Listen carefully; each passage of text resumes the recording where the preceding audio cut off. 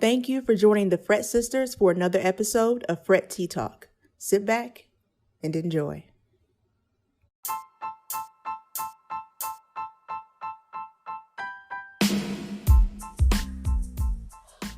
Want to start a podcast but don't have equipment nor money? Well, try out Anchor. Anchor is a free app that gives you everything you need in one place, which you can use right from your phone or computer.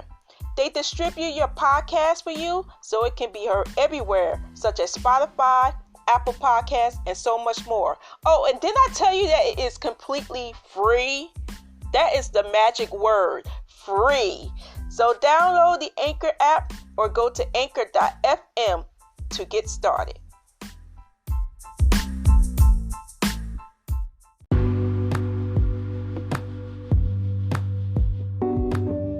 Okay, so let's get into it. So we're here today to talk about different avenues to make money as a full-time musician. This is a really good topic, and there's so many different avenues. You know, I know we've all had experience or are doing it now. So there's different ways that a musician can make money full-time eventually, or maybe they can make it. But there's like touring, there's songwriting, there's being an artist, and that's usually a harder avenue.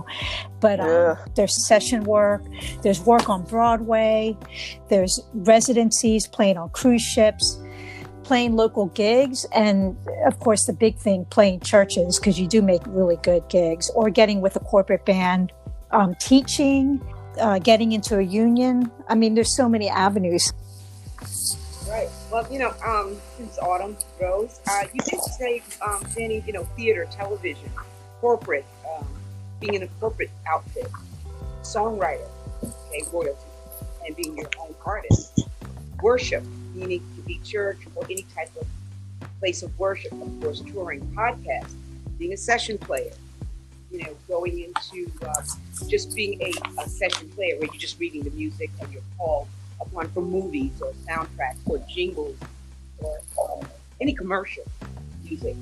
Local, be in a local band, have your own band, of course, teaching. So I think that's the bulk of what most people do. Also being a music director or an organization, being the actual MD of, say, like I said, worship, church, or any company, corporation. So there's so many, there are many ways, and I noticed that most musicians today, they have at least 3 to 4 different methods of getting money being a musician. It's not just, I'm just an artist. So like out of the 10 we just mentioned, most of the people that I know, it definitely do about like 5. Mm-hmm. Are involved with 5 different sources of income in the music industry. I'm wondering how stressful that is to actually first get into it, because I think the easiest way, like if you wanted to not take the artist route or the starving artist, I guess is the way to say it, is getting on a tour, getting hired by an artist and actually getting paid to do that. I think that's like one of the quickest ways to get there.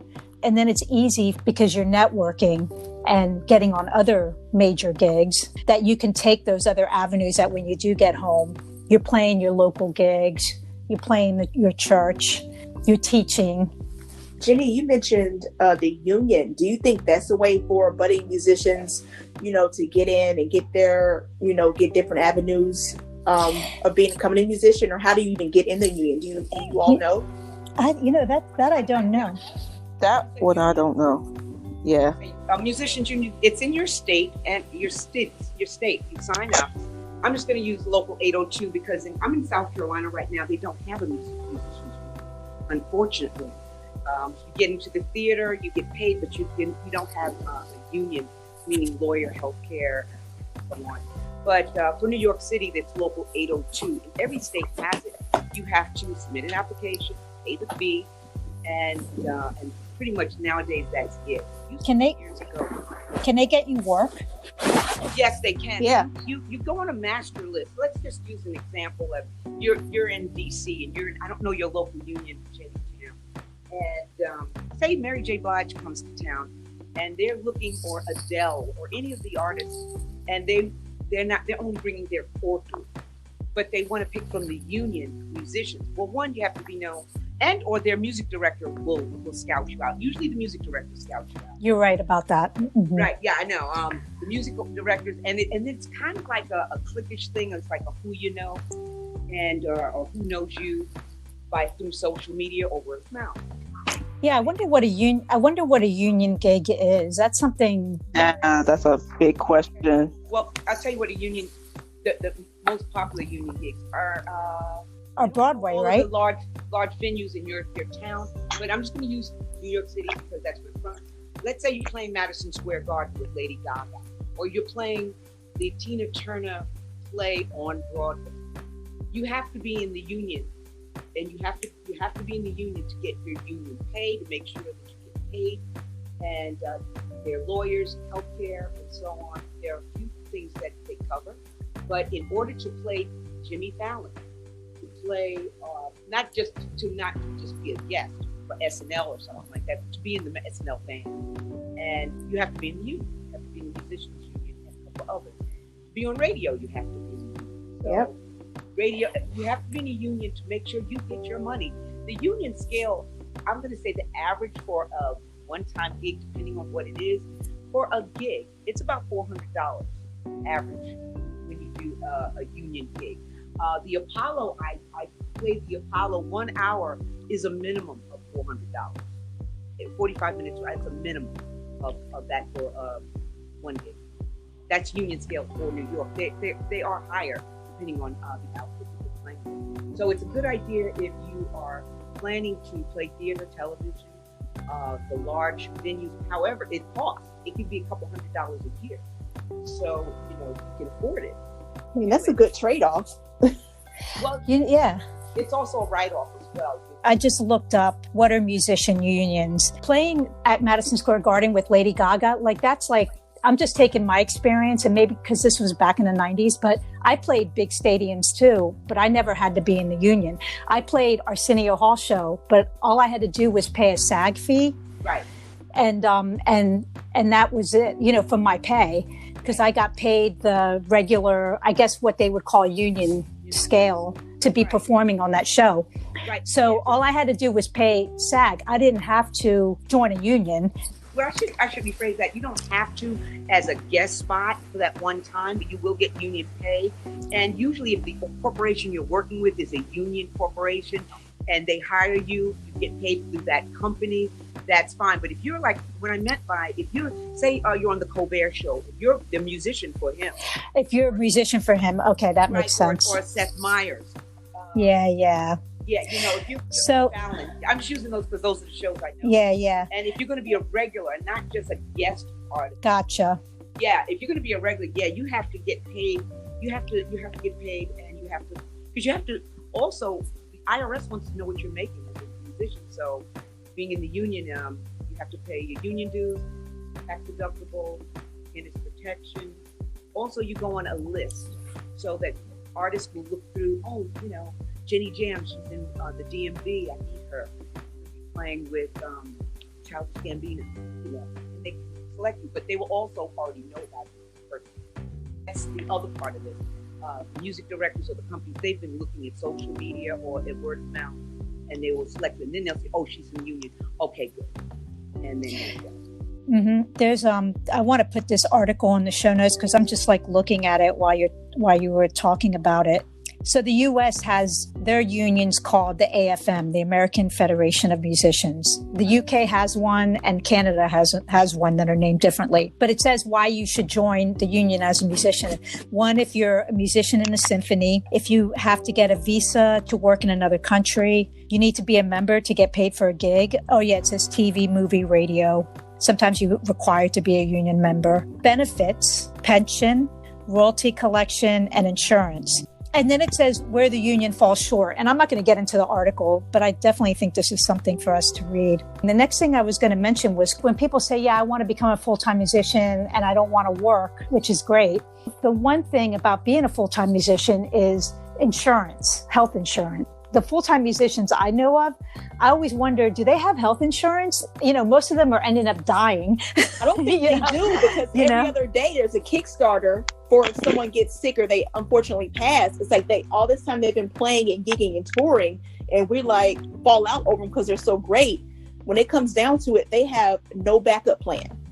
They have no money saved. They have no insurance. And I think that is another reason to get in the union, or to like get around people who actually educate you to be a full-time musician. Like you said, Jenny, it's more than just playing, because there's going to be a point where there's a fork in the road and something may happen and your guitar is not going to help you.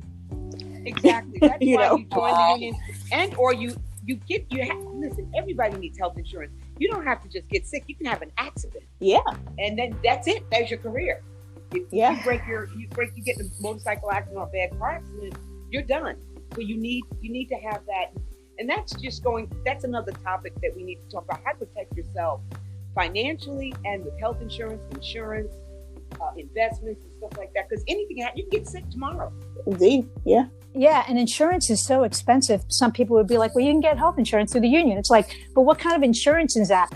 I'm working a full-time job into a career that I'm already into that has made me money as I've been a musician. But that health insurance is fly.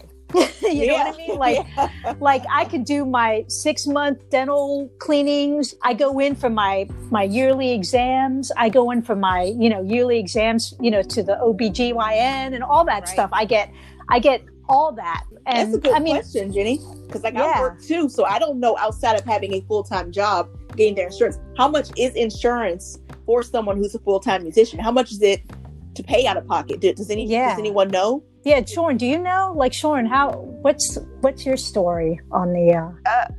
Well, actually, I'm on Medicaid, so kind of like I don't have to pay anything. That's good. That's good. Okay, yeah, that's good. Everybody has to be smart about it. I'm retired from a law enforcement agency out of New York, so I have insurance. That's great. And I have a pension as well, Jenny. I have a pension. Oh yeah, that's right. So that was to secure me no matter what happened. Now the job I have with Guitarson is part-time, so I don't work 35 hours, so I can't get insurance through them. I don't want to be there 35 hours. But they have health insurance as well. If I had to, I would work full-time and get my manager. He had to do that because he's up in age. He's way up in his 60s. And he said, I said, well, why are you here, man? He said, I need the health insurance. A lot of people are taking jobs. And he's a musician, a great musician. He had his music store. But he needed to work for a music company to get insurance. Oh, wow. We all need it. We all need it. We have to. One accident. Yeah, and the taxes now these days, if you don't get insurance, they penalize you for not having health insurance. That is true. Exactly. That is true. You're paying either way, huh? Either way, right. But health insurance is big. That's really big. I know that's something that we need to put out there, because there should be some type of option for freelance people or people who are self-employed, because this goes even to like self-employed people and insurance. Really, it's just a thing that if you're going to be a full-time musician, there should be something available that's not so expensive. I feel so bad because my vocal coach, I should have had the notes in, but there is an organization that does help musicians get insurance. Really? There is. So what I'll do is I'll look that up, and maybe we can put it in the notes. Yeah, definitely. And definitely have people look into it. Yeah. And that's why I love, not only is she like my top bassist, Rhonda Smith. I hope we get her, just putting that in the atmosphere. But she does seminars where she talks about musicians and money and how to invest, how to save, how to do all that. And like, she actually just tours. It has nothing to do with actual playing, actually about musicians and saving money and how to get insurance and unions and all that.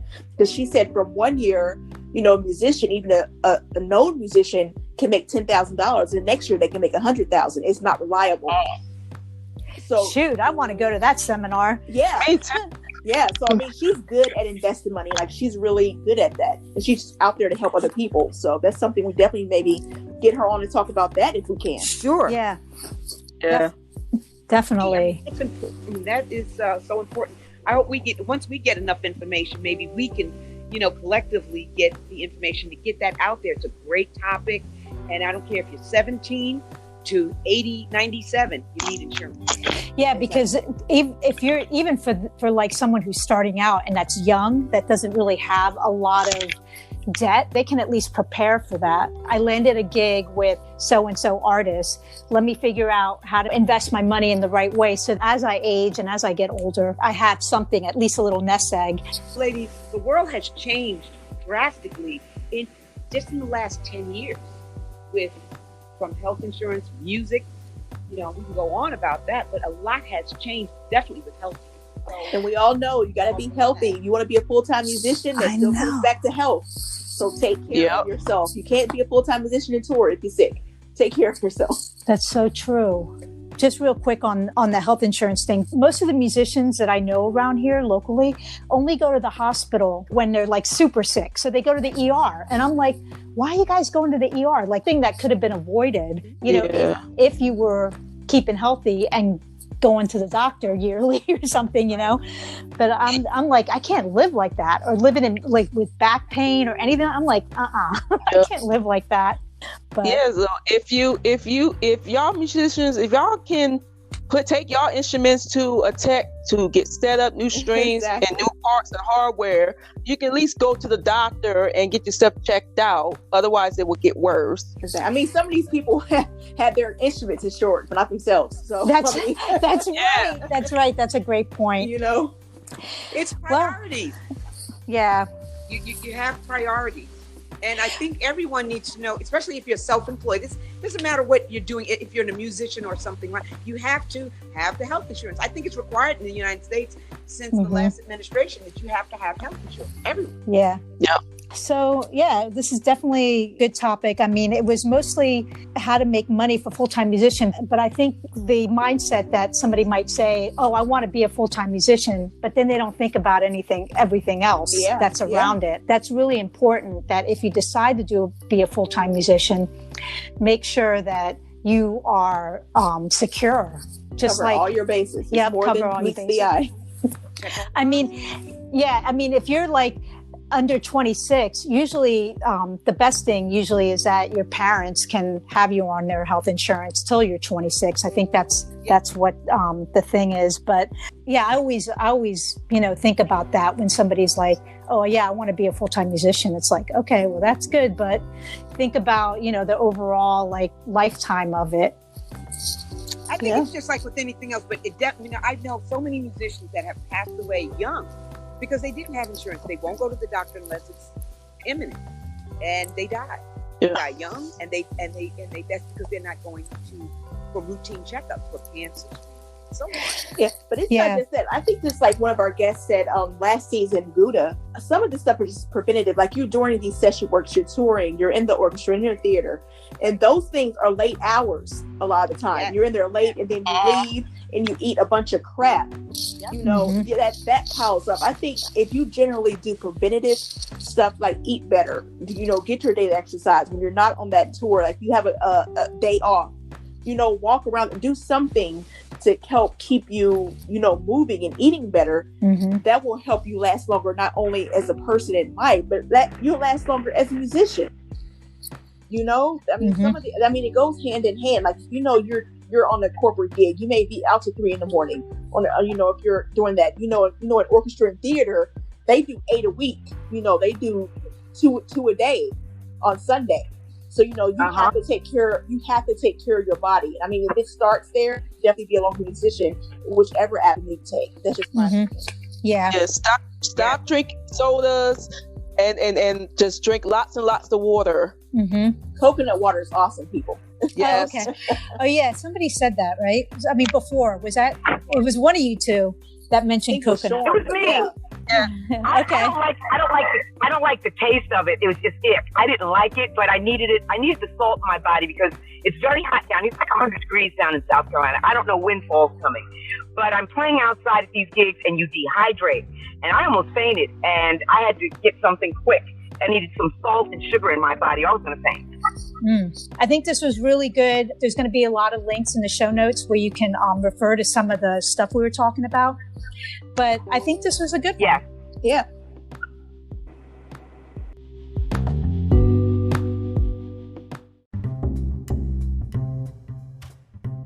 What is good, everybody? This is Shawn Marshall from Fret Sisters. Make sure you follow us on social media in IG, Fret Sisters, and like us on Facebook with Fret Sisters 1. You will catch up with us behind the scenes, get all the tea on what us founders are doing individually outside of Fret Sisters.